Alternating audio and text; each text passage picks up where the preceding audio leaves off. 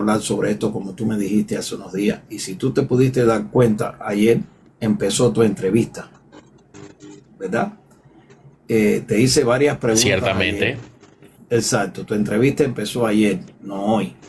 Entonces hoy lo que estoy haciendo es una continuidad ya concreta con las preguntas que producción tenía a mano. El conflicto Israel-Irán, escúchame, continúa en una escalada de tensiones. Ahora, Irán lanzó proyectiles que alcanzaron el centro de Soroka en Beersheba, Tel Aviv, sin víctimas reportadas. Bastante potencial este tipo de armamento que usaron este viaje. Ahora, Israel respondió también con ataques a instalaciones, Elías, nucleares iraníes y objetivos estratégicos, intensificando la ofensiva. Bastante duro esto. Según, para mí, según estos últimos eventos ocurridos en las últimas 24 horas, que no ha cesado, expertos advierten también que el ataque estadounidense a Irán podría desestabilizar aún más el Oriente Medio y un posible ataque a instalación nuclear en Fordow podría causar una fuga de radiación limitada, ¿verdad? ¿Qué opinión sientes al respecto? Es algo complicado, pero me gustaría escuchar de ti esto porque realmente sé que tienes un vasto conocimiento sobre esto. Por favor. Bueno, ha llegado el momento en el cual tenemos que hablar de esto. Siempre evitamos en nuestros lives, en los lives anteriores, no hablar sobre juguetes, sobre la palabra con I, sobre la palabra con E. Pero bueno, ahora, con respecto a esto es un tema muy importante y con respecto a lo que Israel está realizando es precisamente un proceso defensivo. Esa es mi postura. Ahí es donde yo me paro. Este proceso es defensivo para evitar, yo considero que más bien Israel está evitando una escalada de violencia por parte de Irán a su mismo pueblo, como lo dije ayer, porque mi entrevista empezó ayer, a todo el occidente de Europa y a los países islámicos que no van en la misma sintonía del régimen persa. No es la primera vez que Israel ataca una instalación nuclear. En los años 80, incluso parte de los 90, ellos hicieron un ataque preventivo también sobre Irak, cuando Irak generó su operación para conseguir recursos nucleares, y la fuerza israelí la neutralizó de forma tajante. Lo mismo cuando el régimen de Al-Assad en Siria lo hizo, también lo colocaron, neutralizaron ese proceso de enriquecimiento de uranio. En el caso de Irán no va a ser la excepción. Esta escalada de operaciones de Israel sobre territorio iraní no es algo advenedizo o algo que está repasado o estructurado de ayer para hoy. O sea, esto lleva más de 1 o 2 años siendo estructurado plenamente y cuidadosamente con personas dentro o fuera de Irán. Recordemos que Israel tiene el servicio de inteligencia más poderoso del mundo, que desistir de esa idea de seguir propagando el fanatismo religioso dentro de un estado, dentro de un continente, dentro de un punto de Oriente Medio en donde es tan sensible este tipo de temas religiosos. Recordemos que acá en América, bueno, traigo un poco un momento acá en América, podemos decir que convivimos en santa paz. Esto lo estoy citando de un analista internacional muy famoso de Venezuela, que estuvo en Venezuela, que es uruguayo, Walter Martínez, que lamentablemente su política no está de acuerdo con la nuestra, pero tiene algo de razón. En esta tierra de gracia, convivimos en santa paz las tres principales religiones monoteístas: el Islam, el judaísmo y el cristianismo, cosa que no pasa allá. Y ratifico otro dicho cito a otro postulado que son respecto a este tema ahora, que sería el presidente Milei, que es una persona a quien yo cual verdaderamente admiro. Acá Israel, en ningún momento Israel le ha permitido abiertamente dejar de existir ningún país, ¿verdad? En ningún momento el Estado de Israel ha dicho, quiero que Palestina sea eliminada, ese país no debería existir, ni nada por el estilo. Y tampoco lo ha dicho con respecto a Irán. Y Irán sí lo ha hecho. De hecho, ellos en sus procesiones islámicas y paradas militares tienen que pasar a pisar la bandera de Israel y la bandera de Estados Unidos. O sea, ¿qué más violencia? ¿Qué más odio? ¿Qué más apología a la destrucción de un estado vecino porque no tenga tu misma religión que eso? En este orden de ideas, considero que técnicamente no puede llegar a haber una catástrofe de contaminación nuclear porque Israel está muy bien asesorado con respecto a ese tipo de temas y en el marco de las operaciones que está realizando sobre Irán, creo que está muy controlado el tema de que pueda existir un riesgo medioambiental o, o de proliferación de desechos nucleares al momento de al momento de neutralizar estas bases de investigación de armas nucleares. Ok. Sé que te gusta este tema, por eso Creo es que te quiero preguntar y está en orden las preguntas que tengo, porque es algo muy esencial para mí. El Plan Tierra de Gracia, ¿verdad?, es una propuesta del gobierno presentada por nuestra querida María Corina Machado, líder del partido 20 Venezuela. O sea, esto es como un proyecto para la transformación económica, social y política de Venezuela, ¿no es cierto?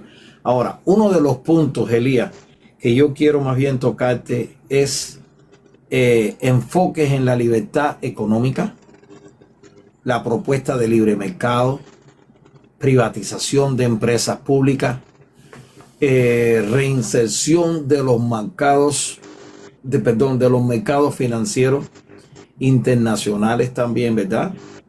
O sea, mercados financieros internacionales que buscan aprovechar en estos casos, en todos casos, los recursos naturales de Venezuela, especialmente el petróleo, para generar empleo y crecimiento económico. Tú sabes que siempre ha sido así y puede que siga así por el resto de una vida. Ahora, señor Elías, ¿qué cree usted es factible la privatización en Venezuela luego de la entrada del presidente electo constitucional, nuestro querido Edmundo González Urrutia? Sí, es válido. Te cuento por qué. Es válido porque acuérdate que va a recibir un país que prácticamente, y duele decirlo, Joseph, no existe. O sea, yo no creo, es mi opinión, yo no creo en que se va a reconstruir un país, no se va a reconstruir, se va a construir. O sea, vamos a hacer los cimientos por los cuales se va a hacer una nueva república libre y soberana.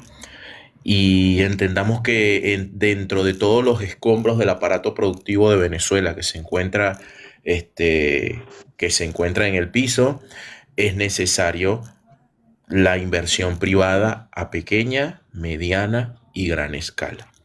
Va de lo general, diría, a mi modo de ver, y lo está leído en el Plan Venezuela Tierra de Gracia, está desde lo general hasta lo particular.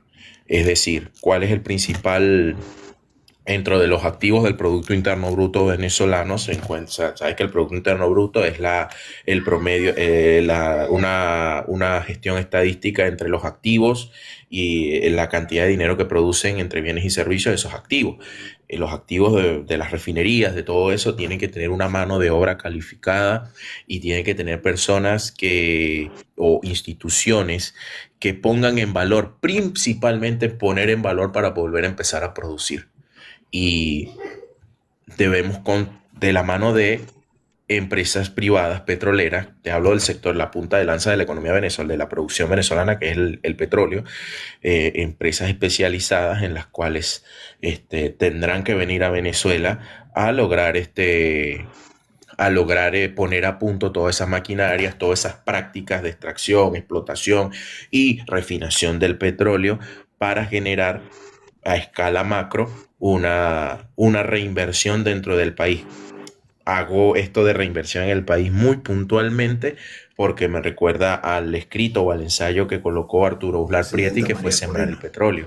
¿Por qué lo ¿Qué digo esto? tiempo Porque tomaría más o menos en 1% mínimo a mediana escala tomaría llevar los arreglos económicos? Recuerda que nosotros aquí en London, el Banco Financiero tiene cierta cantidad de oro valorada en cientos de miles de millones de dólares, tiene dinero, tiene cuenta bancaria como mismo tienen en Estados Unidos y en otro país.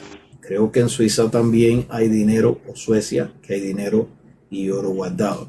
Más o menos para restablecer cómo se llevaría esto y qué tiempo se llevaría a restablecer este orden económico. bueno, sería un poco atrevido y sobrado decir, o sea, va a durar exactamente X o Y cantidad de tiempo y va a crecer en X o Y porcentaje. Considero importantísimo que cuando se encuentre, vuelva a la democracia a Venezuela, tener a disposición todos esos bienes que se encuentran congelados dentro de Europa y el mismo Estados Unidos para acelerar el proceso de reestructuración de una economía de libre mercado abierta a Occidente para realizar convenios comerciales que favorezcan a los ciudadanos del país. Eh, Considero que también en otro orden de ideas, voy de vuelta otra vez al ejemplo que está pasando acá en la República Argentina. Al presidente Milei lo han elogiado en distintos ámbitos económicos y foros donde él expone clara y racionalmente su proyecto económico. Imagínate, ya nosotros tenemos.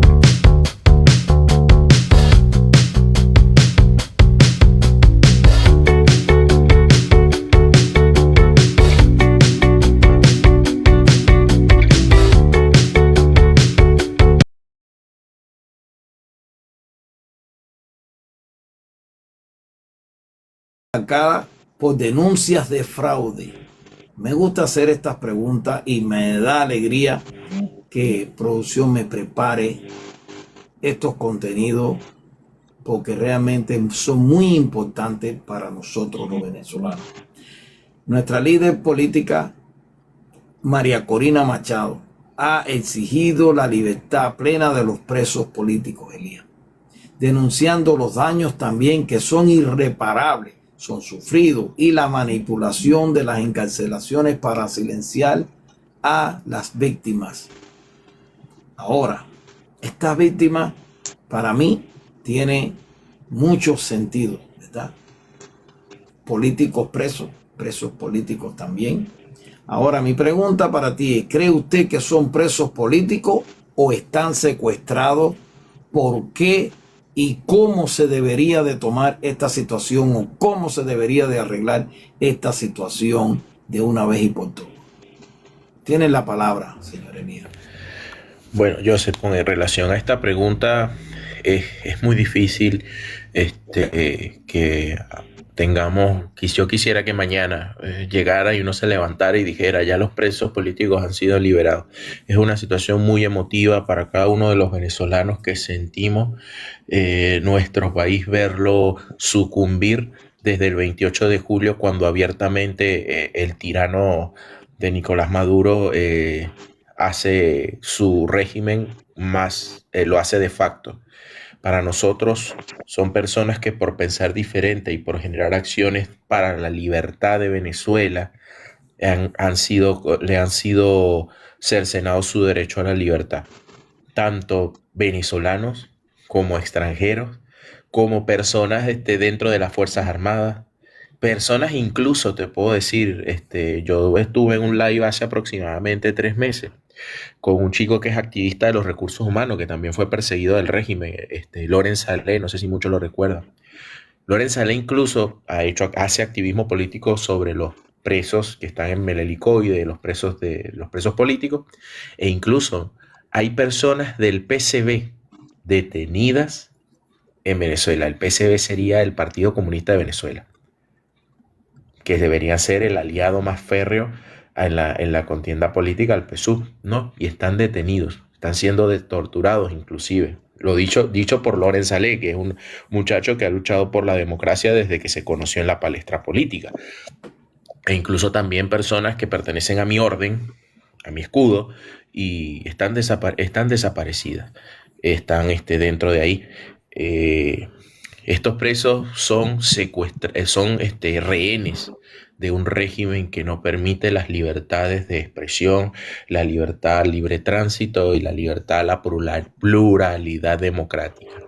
Viéndolo con los ojos maquiavélicos del chavismo, ellos no lo ven así.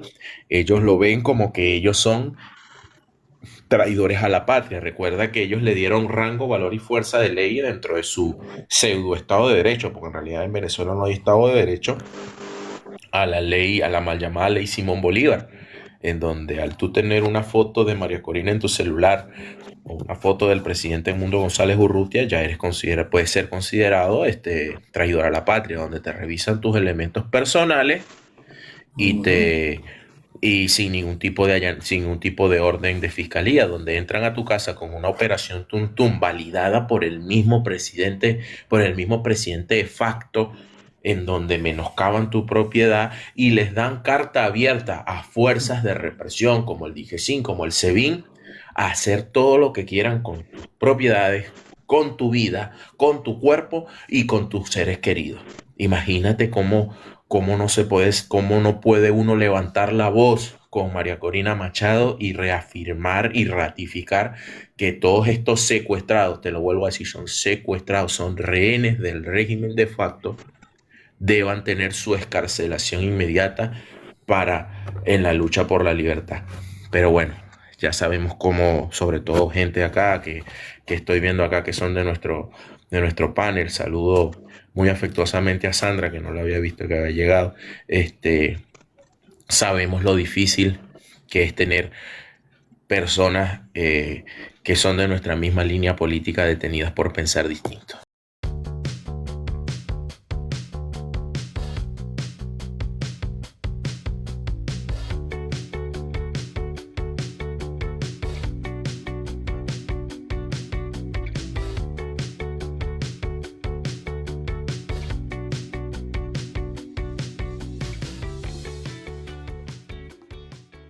Más emblemático es de mi querido hermano eh,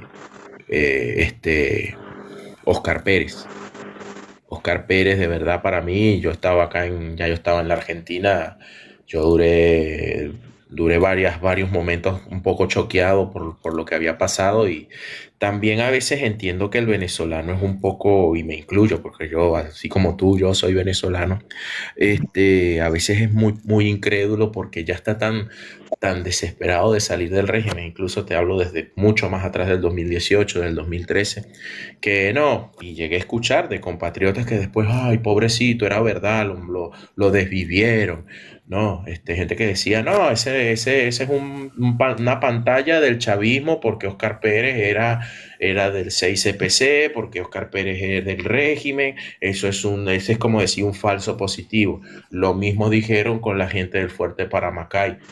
Entonces la incredulidad después de que pasa el evento, la gente se le quita, cosa que si bien no podemos tampoco pecar de ingenuos en decir que todo es verdad, también decir que todo es un falso positivo para mantener entretenido por parte del régimen al pueblo venezolano. Puntualmente esos son los dos casos que más me impresionaron, el del capitán Juan Carlos Caguaripano y del querido De hermano Oscar personas. Pérez. Ahora, en los primeros 100 días se reportaron más de 142.000 deportaciones, priorizando también a personas con antecedentes penales o órdenes de expulsión. Bastante. Creo que esto ahorita se va a llevar el récord que tenía Obama, ¿verdad? Ahora, Elías, ¿cómo usted cataloga esta conducta hacia la población extranjera por parte del señor presidente de los Estados Unidos, Mr. Donald Trump?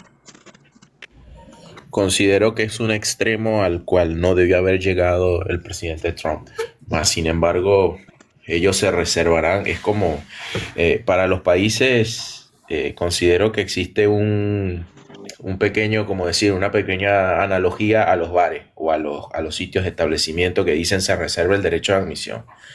Lamentablemente no me gusta lo que estoy viendo, lo que se está creando dentro de Estados Unidos con relación a cómo eh, cómo deportan a la cantidad de migrantes generalizando que todos, o sea, haciendo generalizaciones de estereotipos, por lo menos ya el norteamericano promedio, considero yo, sin generalizar tampoco, está creyendo que venga un venezolano desde el Tren de Aragua.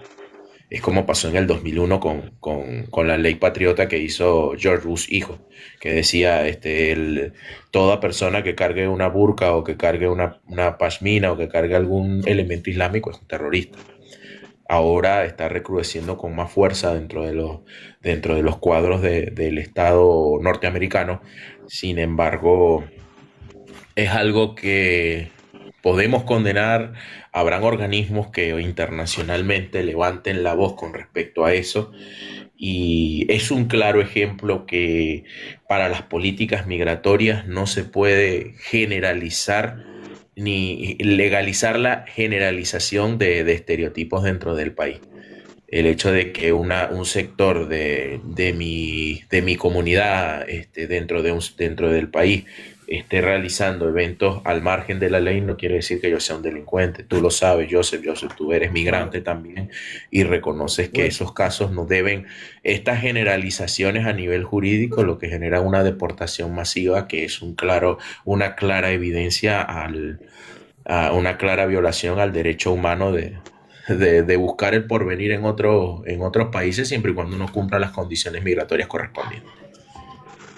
sí, ha cambiado el escenario totalmente para cientos de miles de personas y familias, ¿verdad? Ha cambiado el escenario, se ha recrudecido, ha sido un poco triste, pero yo como inmigrado, donde estoy, eh, bueno, puedo decir que tuve, gracias a Dios, mi madre es española, mi padre es de aquí, gracias a Dios, pero tuve que emigrar legalmente, tuve que hacer mis cosas. Me costó trabajo, me costó bastante esfuerzo. Y como cubano también me costó trabajo cuando tuve a mis dos hijos. Para poder establecer, hacer los papeles, tuve que cogerlo yo primero, mi esposa también. Ella por parte de madre también es como descendiente como mismo yo, lo único que es su mamá y de mi parte mi papá, pero bueno, mi mamá es española, donde está mi sobrino más chiquito con mi hermana mayor, que vive en España y ella vive en Portugal. Pero bueno, quería cerrar esa pregunta porque te tengo e incluyo en la última pregunta, incluyo un solo inciso. Yo le puse pregunta libre, no, sin contar con producción para esto. Me gustaría que usted me pueda decir algunos de los aspectos como la economía, salud, pensionado, las deudas de gobierno, los créditos bancarios, pagos arancelares, retorno de expropiaciones privadas nuevamente a sus dueños anteriores.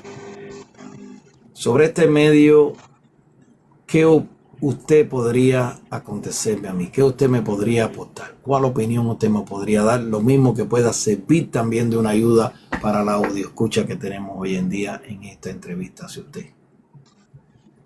Todos estos recursos que tú mencionas, Joseph, son imprescindibles a la hora de reactivar el aparato productivo de Venezuela cuando se retorne al sistema democrático.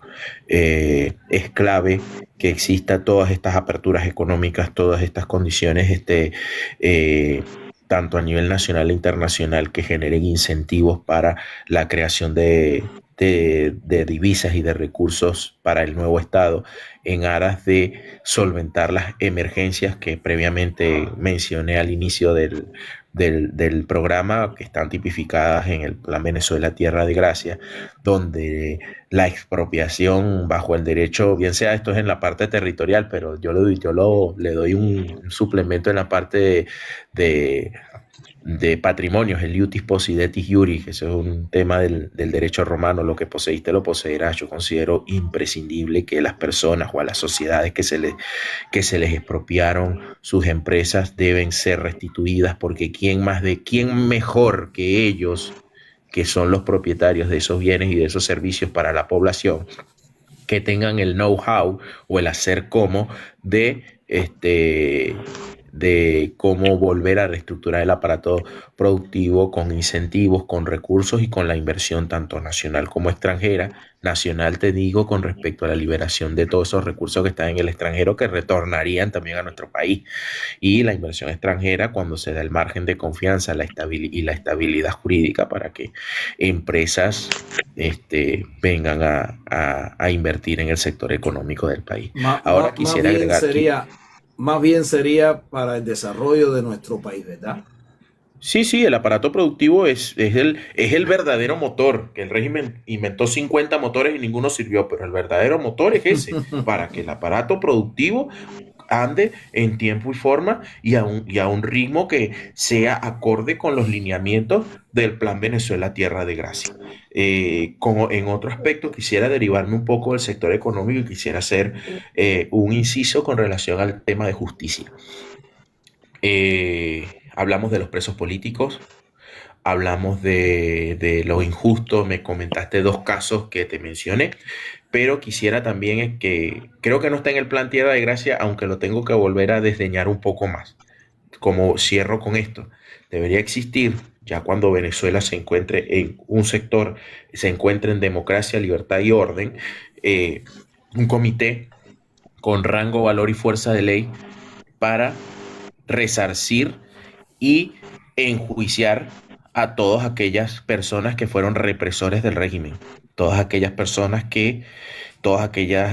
personas que cometieron todos los abusos a los derechos humanos y hacerles un juicio correspondiente dentro de la legislación venezolana conforme al derecho internacional también. Recordemos que estamos hablando con gente que está solicitada en el extranjero. Sin embargo, deberían alternarse mecanismos para hacer un comité de víctimas también, un comité de desaparecidos, porque los hay, un comité de presos políticos, para que más nunca volvamos otra vez los venezolanos a sufrir las calamidades de la dictadura y del fanatismo.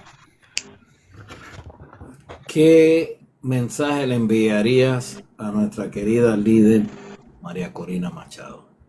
Mucha fe, que Dios le bendiga su camino ayer, hoy, mañana y siempre, y que el tiempo le dio la razón, que se mantenga firme y que esperemos más temprano que tarde y que sus silencios y su tiempo sea suficientemente valioso como para que nos encontremos más temprano que tarde en una Venezuela libre de dictadura y soberana y con expansión del crecimiento del porvenir del ciudadano venezolano.